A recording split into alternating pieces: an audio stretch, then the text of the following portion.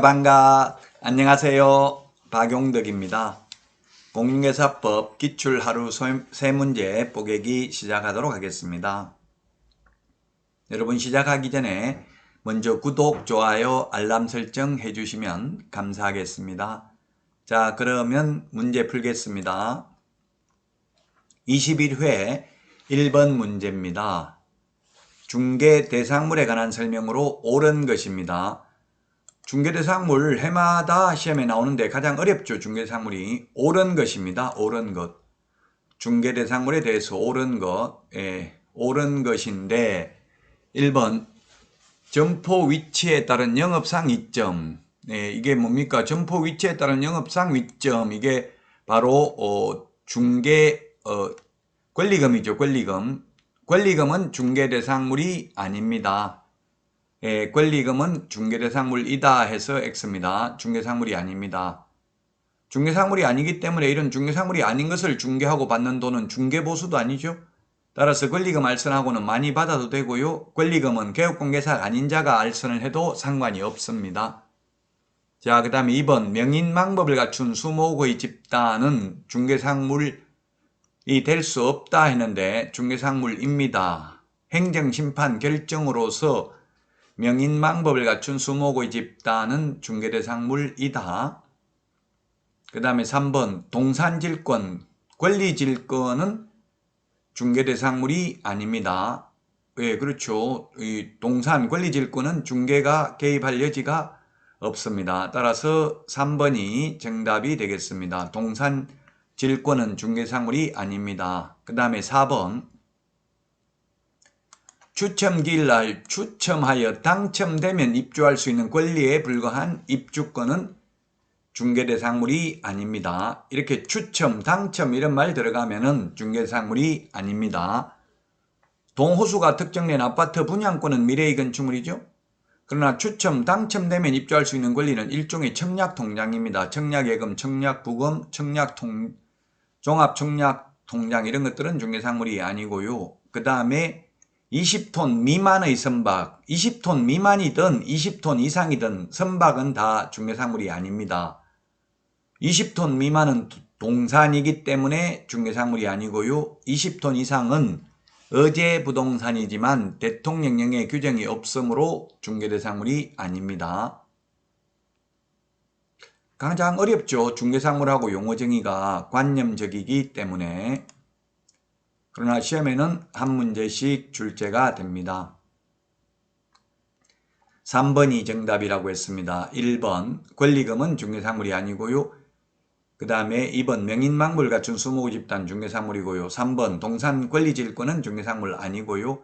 그 다음에 추첨기일날 당첨되면 입주할 수 있는 권리에 불과한 입주권 중개상물이 아닙니다.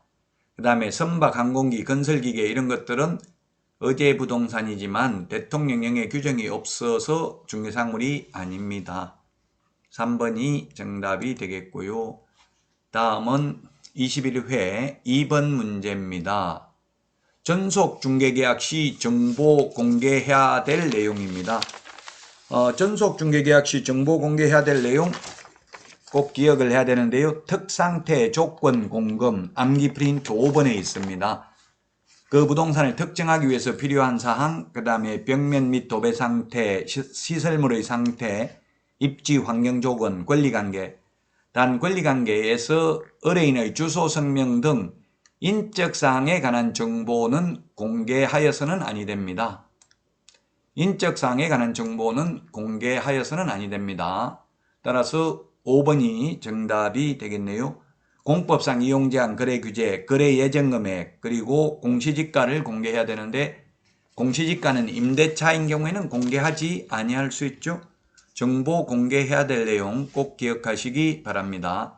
의뢰인의 주소, 성명 등 인적사항에 관한 정보는 공개하여서는 아니 됩니다. 5번이 정답이 되겠습니다. 다음 문제 살펴보도록 하겠습니다. 포상금 제도입니다. 포상금 시험에 공인중개사법상 포상금하고 부동산 거래 신고 등에 관한 법률 포상금 구분하는 거 반드시 시험에 출제됩니다.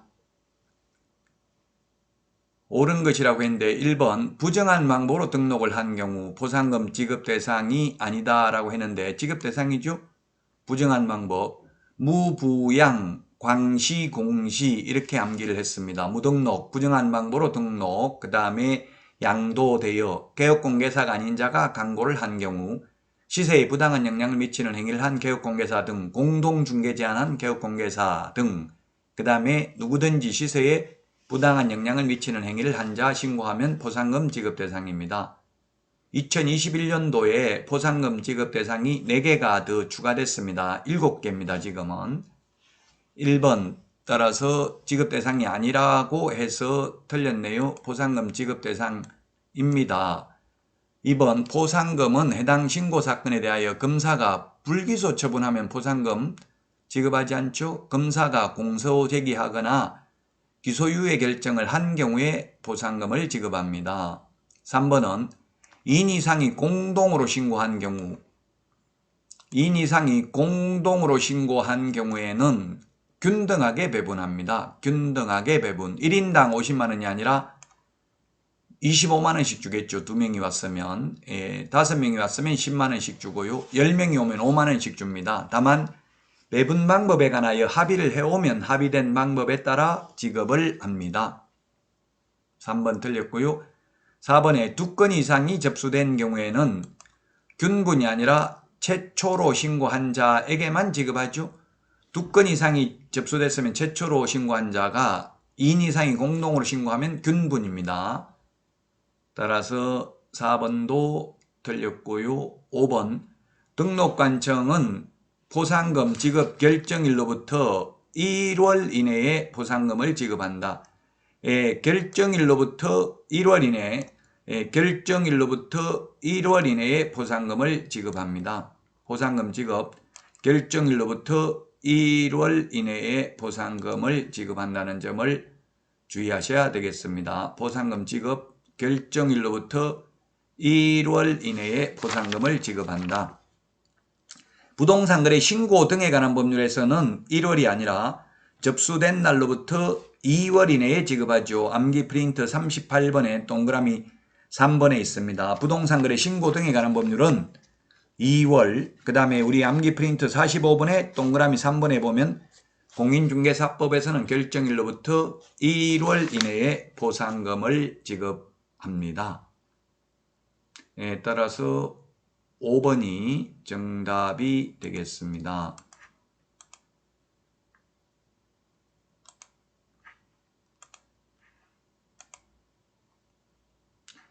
5번이 정답인데요. 1번에 보면 포상금 지급 대상 무부양, 광시, 공시, 무등록, 부정한 방법으로 등록, 양도되어, 그 다음에 개업공개사가 아닌 자가 중개대상물에 대한 표시 광고를 하는 경우, 그 다음에 시공시, 시세에 부당한 영향을 미치는 행위를 한 개업공개사 등 공동중개를 제한한 개업공개사 등 누구든지 시세에 부당한 영향을 미치는 행위를 한 자, 이렇게 7가지가 포상금 지급 대상입니다. 자, 그 다음에 2번은 포상금은 해당자가 행정기관에 의해서 발각되기 전에 등록관청이나 수사기관에 신고 또는 고발한 자에게 신고 또는 고발 사건에 대하여 검사가 공소제기 또는 기소유예 결정을 한 경우에 하나에 지급한다라고 했는데 등록관청, 옛날에는 등록관청이나 수사기관에만 신고 또는 고발할 수 있었습니다. 그러나 지금은 부동산거래 질서 교란행위 신고센터에 신고해도 됩니다. 2021년도부터는 어쨌든 불기소 처분하면 불기소 처분, 무혐의 결정, 공소권 없음은 포상금을 못 받고요. 공소 제기했는데 판사가 무죄 선고해도 포상금 받을 수 있죠. 자, 그 다음에 3번은 2인 이상이 공동으로 신고하면 균분. 그 다음에 4번 2건 이상이 접수되면 최초로 신고한 자에게 포상금이 지급이 됩니다.